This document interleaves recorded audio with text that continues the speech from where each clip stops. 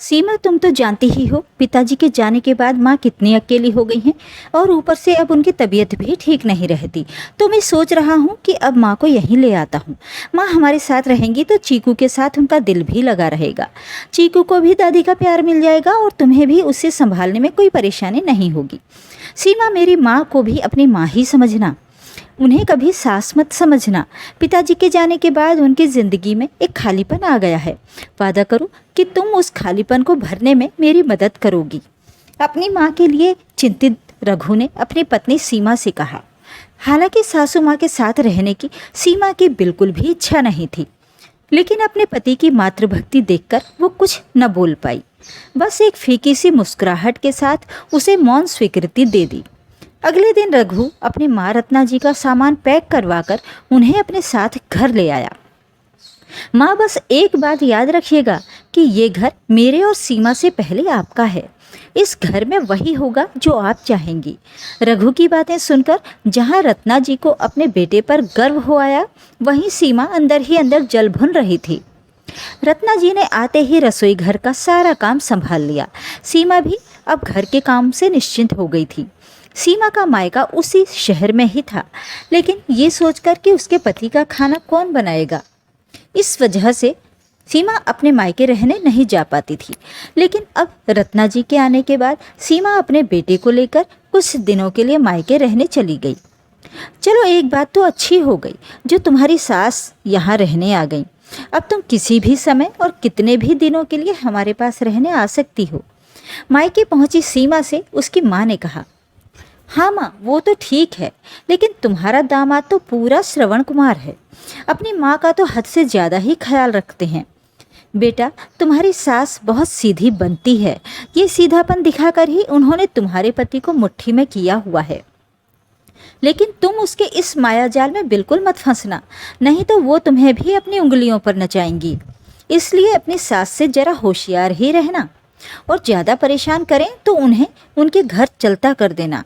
अभी सीमा का अपने मायके में पहला ही दिन था और उसकी माँ ने उसके साथ ऐसा अनमोल ज्ञान बांटना शुरू कर दिया, या यूं कहो कि अपनी ही बेटी को अपने पैरों पर कुल्हाड़ी मारने की सलाह देनी शुरू कर दी।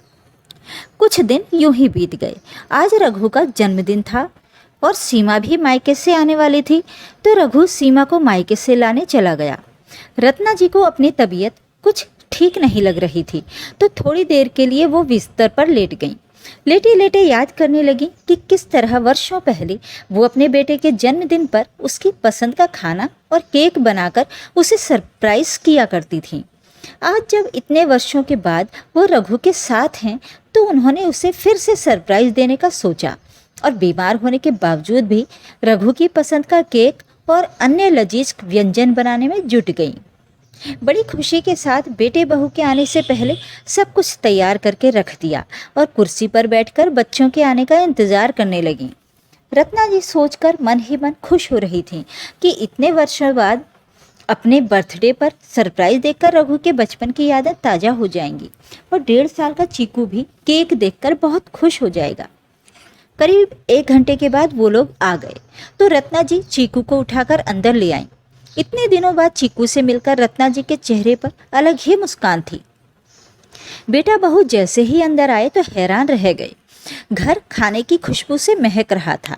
रघु बाथरूम से हाथ मुंह धोकर आया तो इतने में रत्ना जी फटाफट रसोई घर से केक उठाकर ले आईं और सारा खाना भी टेबल पर लगा दिया और रघु के आते ही बोली, जन्मदिन मुबारक हो बेटा, जुग जुग जियो। इतने वर्षों बाद माँ के हाथ का बना केक देखकर रघु बहुत खुश हो गया। रघु ने जैसे ही केक काटा तो रत्ना जी उसे केक खिलाने लगी।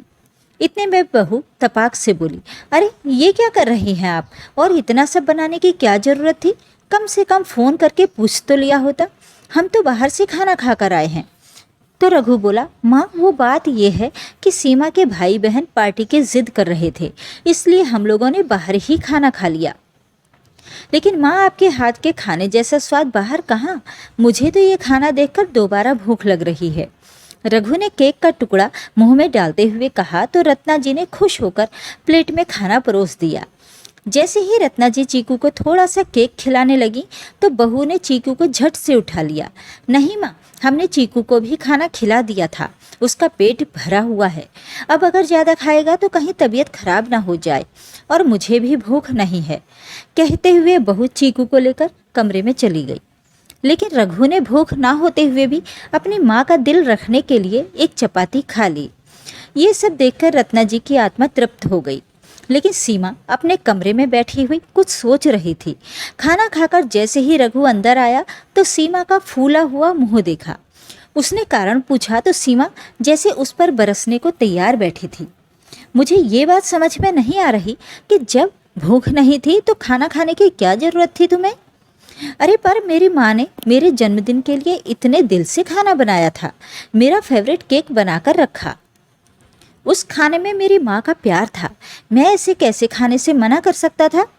अच्छा, 10 दिन पहले की तो बात है, जब आप मुझे मायके छोड़ने गए थे तो मेरी माँ ने भी आपके लिए खाना बनाकर रखा हुआ था। लेकिन आपने उस समय ये कहकर मना कर दिया कि मैं घर से खाना खाकर आया हूँ, पेट में बिल्कुल जगह नहीं है। और यहाँ आज अपनी माँ के हाथ का बनाया हुआ खाना खाने के लिए पेट में जगह बन गई। तो इसका मतलब तो ये हुआ ना कि मेरी माँ के लिए कोई कदर नहीं है आपके दिल में? उनके खाने की भी थोड़ी सी इज्जत रख ली होती उस दिन। सीमा की बात सुनकर रघु भड़क उठा। किस बात को कहाँ ले जाती हो, कुछ समझ नहीं आता। मैं तुम्हारे परिवार के साथ ही पार्टी करने गया था और आज सुबह से माँ की तबीयत खराब थी, लेकिन फिर भी उन्होंने मेरे जन्मदिन को खास बनाने के लिए इतना सब इंतज़ाम करके रखा। हम बाहर से पार्टी करके आए, इस पर भी उन्होंने कोई एतराज़ नहीं किया। यदि मैंने उन्हें खुश करने के लिए थोड़ा सा खाना खा लिया तो इसमें तुम्हारे परिवार की बेइज्जती कहाँ से हो गई? तुम्हें तो केवल अपनी माँ की ही खुशी की फिक्र है, लेकिन मेरी माँ पर क्या गुजरेगी ये तो तुमने कभी नहीं सोचा। इतनी बात तो तुम्हारी माँ को भी समझ में आनी चाहिए कि वो हमारी खुशी में ही अपनी खुशी देखें। अगर एक दिन उनके हाथ का बनाया खाना नहीं खाते तो कोई आसमान नहीं टूट पड़ता। दोनों पति पत्नी एक दूसरे के ऊपर जोर जोर से चिल्ला रहे थे और ये बातें रत्ना जी को बाहर तक सुनाई दे रही थी। बहस खत्म होने का नाम ही नहीं ले रही थी और इधर रत्ना जी ये देखकर हैरान थी कि उनकी बहू के दिल में उनके लिए कितना जहर भरा हुआ है, क्योंकि आज तक उन्होंने अपने बेटे बहू की ज़िंदगी में कभी हस्तक्षेप नहीं किया था। बेटे की शादी करने के बाद जब सीमा उनके घर आई थी तो उन्हें ऐसा लगा था कि उनके जीवन में बेटी की कमी पूरी हो गई है। उन्होंने सीमा को कभी बहू समझा ही नहीं था, लेकिन इस पर भी वो खुश नहीं थी। ये सोचकर रत्ना जी बहुत उदास हो गई। मन ही मन सोचने लगी कि क्यों बेटे की बात मानकर यहाँ चली आई। खैर, जैसे तैसे मामला शांत हुआ। कुछ ही दिन बीते कि सीमा रत्ना जी के पास आई और बोली, माँ जी, विदेश से मेरे बड़े भैया और भाभी आए हुए हैं, तो मैंने आज रात उन्हें खाने पर बुलाया है। उनके साथ साथ परिवार के सभी लोग भी रात को घर पर आ रहे हैं। कुल मिलाकर मेरे घर से 10 लोग तो हो ही जाएंगे और यहाँ हम लोग भी हैं, तो आज रात के लिए 15 लोगों का खाना बनाना है। मुझे कुछ सामान लेने के लिए मार्केट जाना है। इतने समय बाद भैया भाभी आ रहे हैं तो उनके लिए कुछ उपहार भी लेने हैं। बहू, आजकल के ज़माने में तो ऑनलाइन भी खाना ऑर्डर किया जा सकता है, तो परेशान क्यों होना, खाना बाहर से ही मंगवा लो। माँ जी, आप तो जानती ही हैं कि मेरे पिताजी की तबीयत खराब रहती है और बाहर का खाना उनके लिए ठीक नहीं है। और फिर मेरे भैया भाभी क्या सोचेंगे कि अपने घर पर बुलाया और अपने हाथ का खाना भी नहीं खिलाया। तुम्हारी बात ठीक है बहू, अगर घर का बना खाना इतना ही ज़रूरी है तो मैं खाना बना देती हूँ, तुम आराम से बाजार होकर आ जाओ। डिनर की तैयारी करने के लिए रत्ना जी दोपहर से ही काम में जुट गईं। बिना रुके लगातार काम करती रहने से कमजोरी महसूस होने लगी। फिर भी ये सोचकर काम में लगी रही कि अगर बैठ गई तो खाना नहीं बन पाएगा। लेकिन थोड़ी ही देर में उन्हें चक्कर आने लगे तो वो जाकर सोफे पर बैठ गई। तब तक रघु भी आ चुका था। अपनी माँ की ऐसी हालत देखकर तुरंत उन्हें चेकअप के लिए लेकर गया। वहाँ जाकर पता चला कि बीपी लो हो गया था। माँ की तबीयत बिगड़ी हुई देखकर रघु ने सीमा को प्रोग्राम कैंसिल करने के लिए कह दिया। 2 घंटे बाद जब तबीयत कुछ ठीक हुई तो रघु अपनी माँ को लेकर घर आया।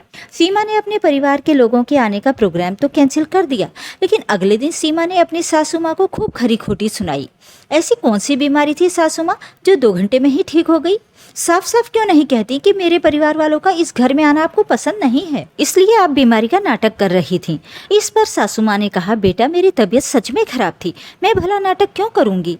लेकिन सीमा ने अपनी सासू माँ का यकीन नहीं किया और उस दिन के बाद उसने उनसे सीधे मुंह बात करना भी छोड़ दिया। बहू के व्यवहार से कभी कभी तो रत्ना जी का उस घर में दम घुटने लगता। कई बार वो रघु को अपने पुराने घर वापस ले जाने के लिए कह चुकी थी, पर रघु उन्हें वापस जाने नहीं देना चाहता था और हमेशा टाल मटोल कर देता। और चीकू भी अपनी दादी के साथ काफ़ी घुल मिल गया था। उसे दादी का साथ बहुत अच्छा लगता था। रात को भी कहानियाँ सुनते सुनते अपनी दादी के पास ही सो जाता था। रत्ना जी चीकू के सहारे ही अपना समय काट लेती थी। एक दिन सीमा बाजार में खरीदारी के लिए गई हुई थी तो चीकू को दादी के पास ही छोड़कर गई। दादी भूख लगी है कहते हुए चीकू रत्ना जी से कुछ खाने को मांगने लगा। चीकू को खाना देने के लिए जैसे ही रत्ना जी किचन में गई तो फर्श पर पानी गिरा होने के कारण एकाएक उनका पैर फिसल गया और वो गिर गई। कमर में बहुत तेज दर्द शुरू हो गया। रत्ना जी उठने में असमर्थ थीं, फिर भी जैसे तैसे करके फ़ोन के पास पहुंची और अपने बेटे को फ़ोन लगाकर सारी बात बता दी। रघु जल्दी से घर पहुंचा और अपनी माँ को बिस्तर पर लेटाया और सीमा को फ़ोन लगाया। सीमा, माँ अचानक फिसल कर गिर गई हैं और दर्द के कारण करहा रही हैं। मुझे उन्हें डॉक्टर के पास लेकर जाना है। मैं चीकू को अकेले घर पर नहीं छोड़कर जा सकता, तुम जल्दी से आ जाओ।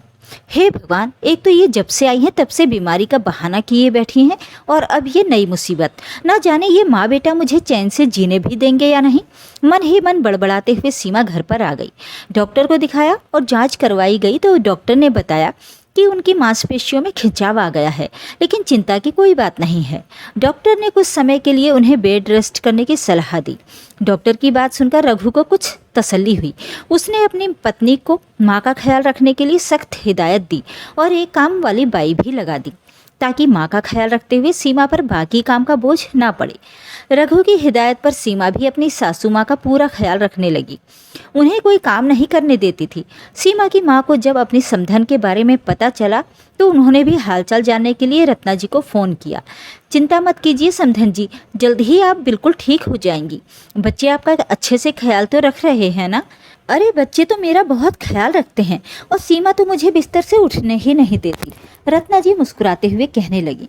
कुछ दिन बीते और रत्ना जी अब पहले से अच्छा महसूस कर रही थीं तो एक दिन उन्होंने अपने पुराने घर में जाने की इच्छा जताई। बस बेटा, बहुत सेवा करवा ली तुम लोगों से, अब मैं अपने घर वापस जाना चाहती हूँ। इस पर रघु ने माँ से कहा, ये आपका ही घर है, अब आप यहीं रहेंगी, कहीं और नहीं जाओगी। सोचो अगर आप उस घर में अकेली होती और ये घटना वहाँ हो जाती तो कौन देखने आता आपको। माँ बेटे की ये बातें सीमा चुपचाप खड़ी सुन रही थी। बिना कुछ बोले वो रसोई में चली गई। रत्ना जी को उसके व्यवहार में फिर से बदलाव नजर आने लगे थे। रविवार के दिन सीमा को किटी पार्टी में जाना था। रघु घर पर ही था तो सीमा ने अपने बेटे चीकू को रघु के पास ही बिठा दिया। चीकू साथ जाने की जिद करने लगा। रघु ने उसे कहा कि वो चीकू को अपने साथ ले जाए, उसे ऑफिस का कुछ काम करना है, पर सीमा उसे अपने साथ नहीं ले जाना चाहती थी तो उसने कहा कि वो उसके लिए चॉकलेट लेकर आएगी और फिर भी वो रघु को ज़्यादा परेशान ना करे, इसलिए मोबाइल फ़ोन में गेम लगाकर उसके हाथ में थमाकर पार्टी के लिए चली गई। अपने बेटे को फ़ोन लगाकर देते हुए उसे ये ख्याल भी नहीं रहा कि उसका मोबाइल अब अनलॉक हो चुका है और कोई भी उसके मोबाइल में मैसेज पढ़ सकता है। काफ़ी देर से चीकू मोबाइल पर गेम खेल रहा था। जब तक चीकू मोबाइल देख रहा था तब तक खुश था, लेकिन रघु ने जैसे ही उसके हाथ से मोबाइल लिया तो वो रोने लगा। तो रघु चीकू के साथ बातें करने लगा। चीकू के साथ हंसते बोलते रघु ने देखा कि सीमा के मोबाइल पर लगातार मैसेज आ रहे हैं। सीमा कभी भी अपना फ़ोन अनलॉक नहीं छोड़ती थी और ना ही कभी रघु की दिलचस्पी होती थी ये जानने की कि सीमा अपने मायके वालों से क्या बातें करती है। क्योंकि मोबाइल बार बार बज रहा था तो रघु की नज़र एक मैसेज पर पड़ गई। सीमा, तेरी सासू माँ ने वापस घर जाने के बारे में कुछ सोचा या नहीं? मुझे तो चिंता हो रही है मेरी बच्ची की कहीं अपनी सास की सेवा करते करते तू ही बीमार ना हो जाए। पहले तो हम जब मर्जी तेरे घर आ जाते थे, लेकिन जब से तेरी सासू माँ घर पर आई है मैं तो तुझसे फ़ोन पर भी ढंग से बात नहीं कर पाती। जैसे ही वो थोड़ी ठीक होने लगे उन्हें वापस अपने घर भेज देना। इस सास नाम की मुसीबत को अब और ज़्यादा झेलने की ज़रूरत नहीं है और अब अगर वो श्रवण कुमार उन्हें जाने से रोके तो मायके जाने की धमकी दे देना। रघु ने जैसे ही सीमा की मम्मी का मैसेज पढ़ा तो उसे अपनी आंखों पर विश्वास ही नहीं हुआ। उसके सामने इतनी चिकनी चुपड़ी बातें करने वाली उसकी सास के दिल में उसकी माँ के लिए इतनी कड़वाहट भरी हुई थी। ये सोचकर उसे बड़ा ताज्जुब हुआ और उससे भी ज़्यादा बड़ी हैरानी उसे अपनी पत्नी द्वारा लिखे हुए मैसेज पढ़कर हुई। क्या बताऊँ माँ, जब से मेरी सास बीमार पड़ी है मेरे सिर पर तो मुसीबत ही पड़ गई है। तुम्हारे कहने पर मैंने उनसे सीधे मुँह बात करना भी छोड़ दिया था और कुछ दिनों पहले तक तो कह भी रही थी कि मुझे घर वापस जाना है, लेकिन जब से उन्होंने बिस्तर पकड़ा है ये उम्मीद भी कम ही बची है। न जाने मुझे कब आज़ादी मिलेगी सास रूपी नागिन से। रघु की हैरानी अब गुस्से में तब्दील हो चुकी थी। वो सीमा के आने का इंतजार करने लगा। जैसे जैसे समय बढ़ रहा था उसका गुस्सा 7वें आसमान पर पहुंचता जा रहा था। इस बीच रघु ने सारा मामला अपनी माँ के सामने भी स्पष्ट कर दिया। रघु की बातें सुनकर उसकी माँ ने कहा, बेटा तुम बहू को कुछ मत कहना, ये सब मेरे कारण ही हो रहा है। तुम मुझे मेरे घर पर छोड़ दो, सब कुछ ठीक हो जाएगा। जैसे ही सीमा घर आई रघु ने उसे उसका मोबाइल थमा दिया। रघु के हाथ से मोबाइल लेते हुए सीमा को याद आया कि मोबाइल पर तो उसकी माँ के मैसेज आते रहते हैं, कहीं रघु ने उन्हें पढ़ तो नहीं लिया। उसे थोड़ा डर लगा, लेकिन रघु के चेहरे पर गुस्सा नहीं था। इसका मतलब सब ठीक है। सीमा को इस बात की तसल्ली हुई, पर उसी समय रघु ने कहा, चलो सीमा आज तुम्हारे मायके चलते हैं। अपनी माँ के घर जाने की बात सुनते ही सीमा जल्दी से तैयार होकर चीकू को लेकर आ गई। रविवार का दिन था, इसलिए सभी लोग घर पर ही थे। बेटी दामाद को आया देखकर सीमा के पिता ने कहा, अरे रघु जी आए हैं, कुछ चाय नाश्ता तो लेकर आओ। रघु ने बड़ी विनम्रता से कहा, नहीं ससुर जी, मैं तो बस आपकी अमानत लौटाने आया हूँ।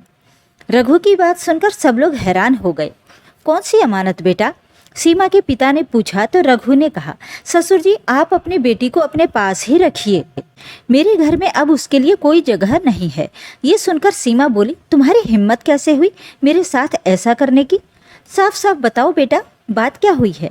ससुर जी ने हैरानी से पूछा तो रघु बोला, ससुर जी ये बात आप सासू माँ और अपनी बेटी से ही पूछ लें तो बेहतर होगा।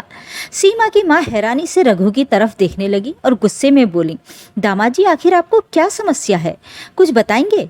समस्या तो आप हैं सासू माँ, जो अपनी बेटी का घर बसने नहीं देना चाहती। अपनी पोल खुलते देखकर सासू माँ ने चुप रहना ही बेहतर समझा। तुम्हारी हिम्मत कैसे हुई मेरी माँ से इस तरह से बात करने की? सीमा गुस्से में चिल्लाई।